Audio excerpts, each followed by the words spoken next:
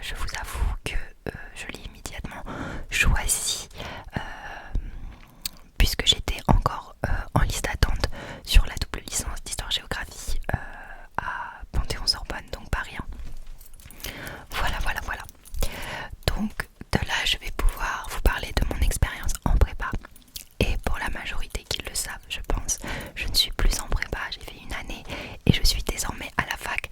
Donc c'est pour ça que je vais parler de mes deux expériences et essayer de les comparer pour voir qu'est-ce qui les différencie et peut-être vous aider à savoir si la prépa ou la fac vous conviendrait plus ou moins. En tout cas, qu'est-ce qui vous conviendrait le mieux, car les choix d'orientation c'est important, mais cependant je tenais à dire quelque chose. Il ne faut pas non plus trop se mettre la pression. On sait qu'une majorité des étudiants se réorientent après leur première année et ce n'est pas du tout une honte de se réorienter. C'est vrai qu'on est jeune et donc c'est un peu le moment de trouver sa voie et c'est normal qu'on ne sache pas dès le premier coup qu'est-ce qu'on aimerait faire ou qu'est-ce qui nous plairait. C'est en testant qu'on sait en fait qu'est-ce qui nous plaît et qu'est-ce qui nous plaît pas. Donc voilà, si vous faites une erreur, ce n'est pas grave. Si ça peut vous rassurer, moi je me suis réorientée et j'ai repris une L1 à la fac. Donc voilà, tout en ayant fini mon année à la prépa, parce que je pars du principe que si pour moi il est supportable de finir l'année, je finis ce que j'ai commencé. Mais honnêtement, voilà, je n'étais pas prête à signer pour une deuxième année. Voilà. Donc si une vidéo vraiment complète sur la prépa vous intéresse, j'ai fait une vidéo uniquement dédiée à cela sur ma chaîne. Donc n'hésitez pas à aller la voir si ça vous intéresse. On peut voir que l'éclairage m'éclaire que d'un côté, mais c'est pas très grave. Donc du coup, après ces résultats Parcoursup, j'ai eu directement la classe prépa littéraire, donc AL, que je voulais sur Paris. Donc j'ai immédiatement accepté, j'étais dans l'euphorie totale, j'ai pas trop réfléchi en fait, hein, j'étais vraiment, c'est celle que je voulais, j'ai accepté directement et voilà, s'en est suivi mon déménagement sur Paris comme vous le savez. Donc voilà. Alors la classe préparatoire, je vais faire quelque chose d'assez bref, je vais faire une plus longue partie en fait sur la comparaison entre la fac et la prépa. Comme je vous le dis, c'est une vidéo pas du tout préparée, donc si je bégaye, ne m'en voulez pas. Donc j'ai fait une classe préparatoire littéraire, comme ça fait 1000 ans que je le répète. Bref, c'est pas du tout pour me vanter, enfin il n'y a pas de, comment dire, d'études supérieures qui sont moins bien que les autres. Enfin, pour moi le plus important c'est vraiment de faire ce qu'on kiffe et c'est vraiment le plus, enfin ce qui nous élève le plus en fait, c'est juste d'apprécier ce qu'on fait et de s'épanouir. Donc peu importe ce qu'on fait. Donc j'ai bien aimé la classe préparatoire littéraire. Ce serait de mentir de dire que j'ai détesté. J'ai bien aimé la classe préparatoire littéraire, mais voilà, c'est quelque chose. Donc du coup, vous avez un emploi du temps très similaire au lycée. Donc vous faites des 8h, 17h30, 9h, 17h30, enfin voilà. Vous voyez, vous avez un prof pour chaque matière, des évaluations régulières et ce qui change un peu du lycée, même si certains lycées assez comment dire, prestigieux entre guillemets font déjà ça. Vous avez des devoirs surveillés tous les samedis matins qui durent entre 3h et 5h pour la première année de classe préparatoire littéraire. Voilà. Donc 3 heures je crois ou 4 heures pour les langues et 5 heures pour tout ce qui est philosophie, histoire, géographie. Donc voilà. Donc moi vraiment je parle de la prépa littéraire, mais je sais que les classes préparatoires maths, physique, donc MPSI, PCSI, PCPST ont à peu près la même structure. Même si les structures peuvent varier selon les classes préparatoires, je sais que certaines classes préparatoires ne font pas de devoirs surveillés le samedi matin. La mienne le faisait, mais je sais qu'elles le font pas toutes. Mais traditionnellement c'est quand même ça. Donc voilà, et donc vous avez pas mal de choses à rendre, des devoirs à réviser. Donc voilà, ça fait un gros cumulus de travail, surtout que ce sont des choses qui sont beaucoup plus approfondies qu'au lycée. Donc c'est peut-être à peu près les mêmes matières, parce que vous avez de l'histoire, de la géographie, de la philosophie, mais c'est ou des lettres, mais c'est tellement plus approfondi qu'en fait vous avez un peu l'impression de repartir à zéro.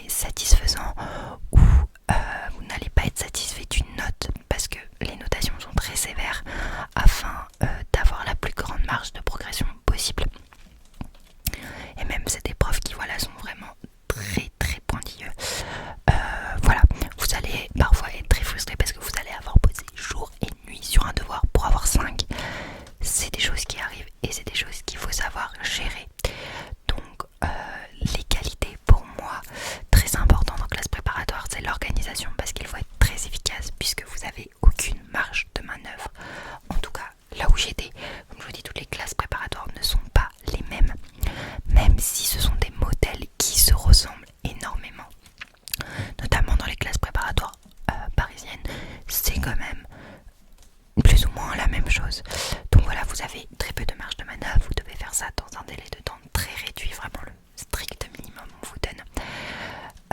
Donc il faut être organisé. Après, si vous arrivez en classe préparatoire et que vous ne l'êtes pas, comme moi, vous allez l'apprendre sur le tas.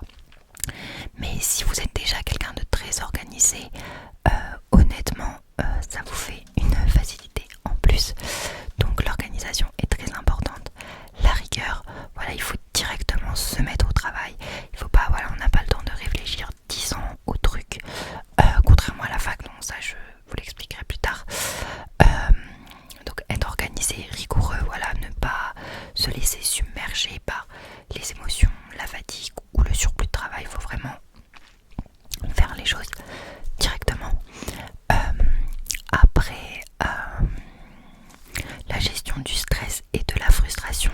Donc c'est vrai que par exemple vous avez des examens oraux, donc ça c'est pas un secret, ça s'appelle d'école. Les examens oraux, comment il faut, en vrai si vous n'êtes pas à l'aise à l'oral, pareil, en soi c'est de l'apprentissage, mais il faut que les choses que vous n'avez pas acquis quand vous arrivez en prépa soient acquis très très vite, parce qu'on va pas pareil vous laisser 10 ans d'indulgence. C'est vrai que les profs au début d'année sont plus indulgents, mais pas pendant 100 ans quoi.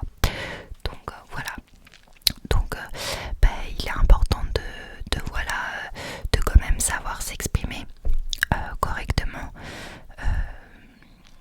sous des situations un peu stressantes, parce que vous êtes face à face avec le professeur, donc des fois c'est un peu creepy quoi.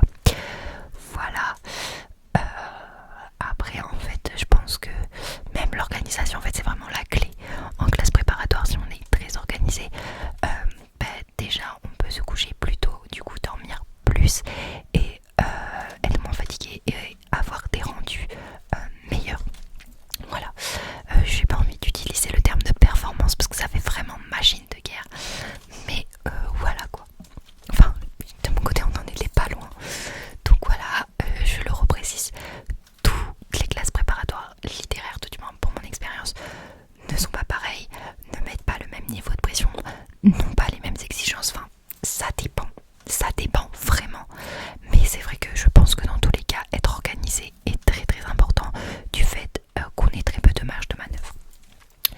Donc cette question de la marge de manœuvre est totalement différente à la fac. Donc je suis actuellement en fac, en licence de sciences sociales, parcours sciences économiques et politiques. Donc c'est vrai que j'ai pas fait de vidéo sur ma licence, peut-être que j'en ferai une, mais en gros j'ai un bloc de sociologie, un bloc d'économie et un bloc de sciences politiques. Voilà, donc je viens de faire ma L1, j'attends les résultats de mon second semestre, croise les doigts, voilà, pour valider l'année. Donc voilà, comme vous voyez, je me suis réorientée, je n'ai aucune honte à le dire, et d'ailleurs j'en suis très contente car j'aime beaucoup ce que je fais.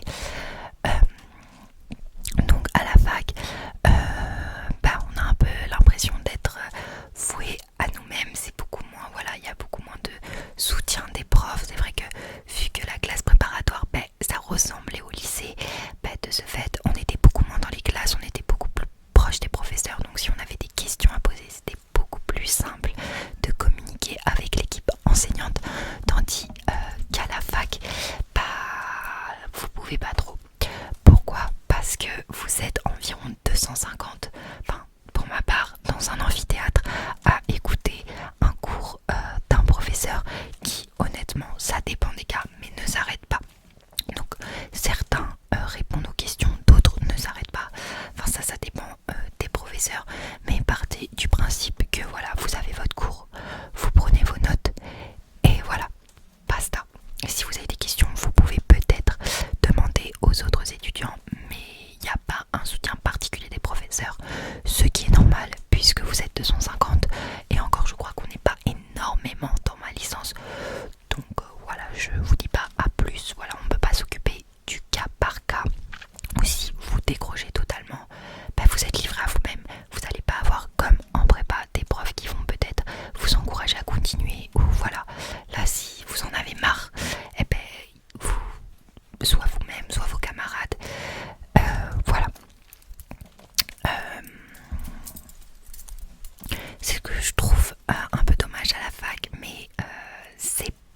possible autrement en fait.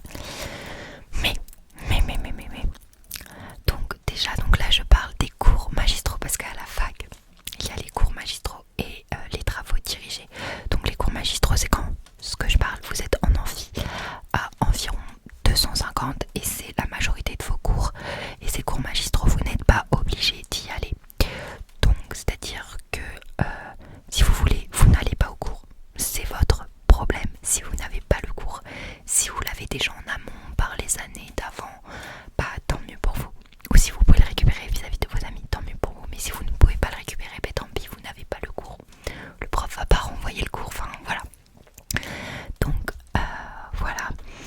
Pour ce qui est des cours magistraux, après c'est pas mal parce que voilà, si vous avez d'autres activités à côté de la fac, telles que des activités associatives ou je sais pas un sport, bah vous pouvez moduler votre emploi du temps, c'est-à-dire je sais pas, vous dire ok bon ce cours magistral j'y vais une fois sur deux parce que là j'ai pas, faut vraiment que j'aille au tennis ou je sais pas quoi, et du coup vous vous organisez avec vos camarades ou avec les élèves des années précédentes pour avoir quand même les cours.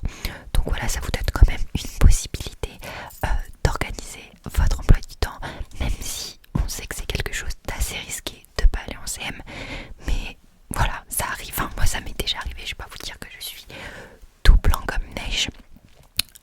Ça m'est déjà arrivé de pas aller à un CM, bien sûr, mais je ne vous le conseille pas vivement, mais ça peut arriver. Après vous avez donc les travaux dirigés, donc ça c'est comme en fait des classes, donc toute votre grande licence, enfin votre, imaginez vous êtes en L1 d'histoire, votre L1 d'histoire fait 300 personnes et ça va être divisé en 10 groupes de 30 et ça va constituer votre groupe de TD. Donc vous allez avoir un TD, moi j'ai un TD par bloc, donc j'ai 3 blocs, du coup j'ai 3 TD et 3 fois par semaine on a un prof en petit groupe et ça ressemble beaucoup au cours du lycée, mais comme je vous dis ce n'est pas donc la majorité, je n'ai pas toutes les matières, voilà. J'ai que du coup j'ai un TD d'économie, un TD de sciences politiques et un TD de sociologie, tandis que en CM à chaque fois j'ai 2 matières de CM dans chaque bloc, du coup j'ai le double en fait de CM, voilà à peu près.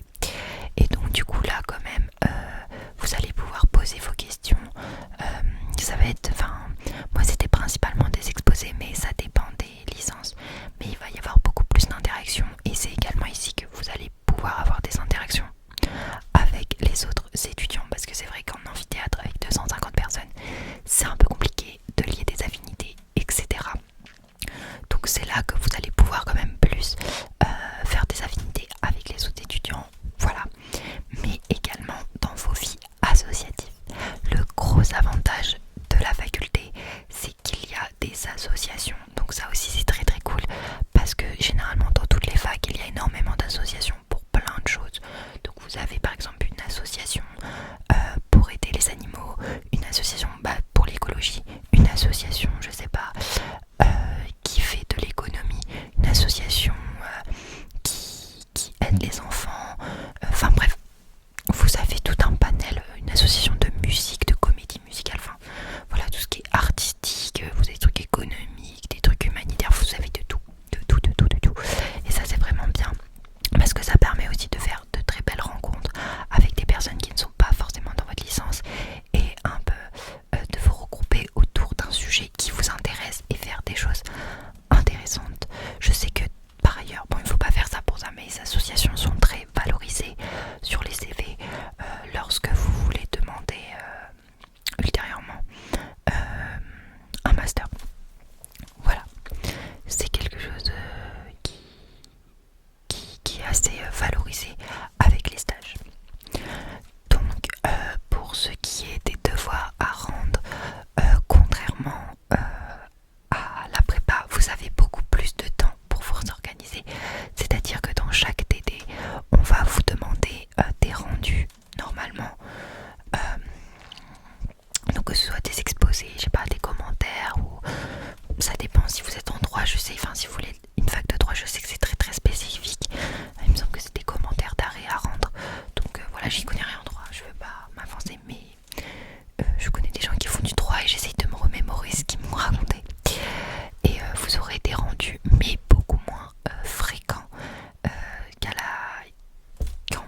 ça vous laissera beaucoup plus de temps pour vous organiser et pour assimiler votre cours en attendant. Après, sur vos CM, donc vos DD, vous serez évalué sur des rendus, mais qui sont peu fréquents quand même, hein, 2-3 rendus peut-être, voilà, pas plus. Alors que à part en droit, où je crois que c'est toutes les semaines, mais je sais que dans ma licence, personnellement, voilà, on va dire que j'ai 2-3 rendus par TD sur le semestre, donc ce qui n'est pas énorme, donc ce qui laisse le temps de s'organiser. Et sur les CM, vous allez être évalué grâce au partiel, donc ça c'est entre 1 et 2 semaines à la fin de l'année, où à peu près tous les jours vous avez une évaluation sur le cours qui a été dispensé pendant l'année par les maîtres de conférences. Donc voilà, les CM, ce que je vous dis, c'est les grands amphithéâtres. Donc voilà, ces CM sont très longs, c'est des cours très longs, mais vous êtes évalué qu'à la fin du semestre. Donc c'est à dire que si vous ne vous organisez pas préalablement, vous allez avoir, je ne sais pas, plus de 100 pages de cours à apprendre pour chaque matière du jour au lendemain. Donc ça vous fait, ça vous ferait genre 800 pages de cours à apprendre. Enfin, c'est, voilà, du coup, c'est pour ça qu'il faut s'organiser. Mais contrairement à la prépa, à la fac, il n'y a pas du coup d'évaluation au fur et à mesure toutes les semaines comme les TS. Donc c'est à dire que si vous ne vous y mettez pas vous-même, vous allez vous retrouver un peu débordé par les événements, parce que c'est très compliqué d'apprendre beaucoup de pages de cours une semaine avant. Donc la fac, ce qui est bien, c'est qu'elle nous laisse le temps d'organiser nos révisions, puisque les grosses évaluations, les partiels, si on compte pas les rendus des TD, en tout cas les évaluations sur des gros volumes de cours ne sont qu'à la fin de l'année. Mais c'est tellement volumineux, hein, c'est les cours à la fac, il faut pas dire que c'est moins dense qu'à la prépa. Les cours à la fac sont tout aussi denses qu'en prépa. Mais voilà, c'est pas, on vous force pas à apprendre petit à petit, c'est vous qui vous débrouillez dans vos révisions. Voilà, donc ça peut être, le fait que ce soit pas encadré, ça peut être un peu déstabilisant pour certains, ça peut en arranger d'autres qui, voilà, l'organisation est également en fait très importante, que ce soit en prépa ou à la fac, hein, comme vous le voyez. Même si on a une grande marge de manœuvre, voilà, si on s'organise pas, c'est compliqué. Je tenais également à préciser, et je l'ai pas dit avant, parce que ma licence est assez pluridisciplinaire, comme ce qu'on peut voir en prépa, qui est une formation très pluridisciplinaire, c'est-à-dire que si vous ne voulez pas vous spécialiser dans quelque chose, parce que comme vous savez, la fac c'est quelque chose de très spécifique, voilà, vous avez une fac de philo, une fac d'histoire, une fac de lettres, ce n'est pas la même chose. Vous allez vraiment faire la même matière mais déclinée en plusieurs choses. Genre par exemple en licence de philo, vous allez faire philosophie de la connaissance, philosophie du langage, philosophie de l'art. Enfin voilà, ça va être vraiment très relié à une thématique principale, alors qu'en classe préparatoire ça va être, voilà, histoire, géographie, lettres. Même si vous serez dans une classe prépa littéraire, je prends mon exemple encore une fois, ou des exemples que je connais, vous allez pas faire que des lettres comme dans une licence de lettres. Voilà, donc ça c'est le gros avantage de la prépa. Si vous ne savez pas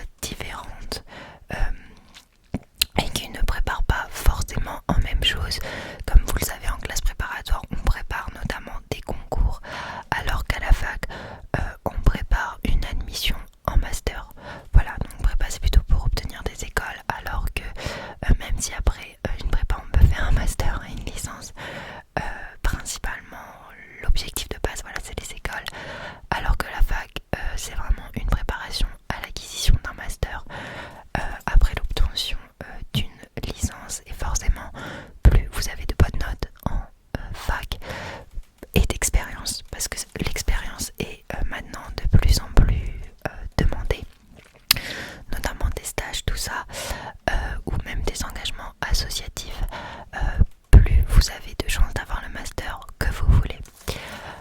Voilà, donc c'est vraiment deux types d'organisations très différentes. C'est vrai que le fait en prépa d'être obligé de travailler ses cours régulièrement dû aux évaluations récurrentes permet d'apprendre petit à petit ses cours, tandis qu'à la fac il faut le faire de soi-même, mais on peut moduler plus facilement son emploi du temps. Voilà, alors que en prépa on sèche pas vraiment les cours. Voilà, les cours ne sont pas une option, ils sont obligatoires, alors que voilà la majorité des cours à la fac ne sont pas obligatoires, même si voilà ça peut avoir des conséquences sur vos évaluations futures. Voilà, je crois que j'ai à peu près dit ce que j'avais à dire. J'ai sûrement oublié des choses, donc si vous avez des questions, n'hésitez pas à me les poser en commentaire, j'y répondrai avec grand plaisir, car c'est un sujet, l'orientation, qui m'a toujours intéressée depuis que je suis au lycée. Ça veut pas dire que voilà, je suis une professionnelle de l'orientation, loin de là, et encore que mon avis est le bon, enfin il n'y a pas de bon, de mauvais avis, c'est juste le mien, parce que c'est vrai que voilà, quand on explique des choses, c'est forcément subjectif, donc voilà, ne prenez pas tout ce que j'ai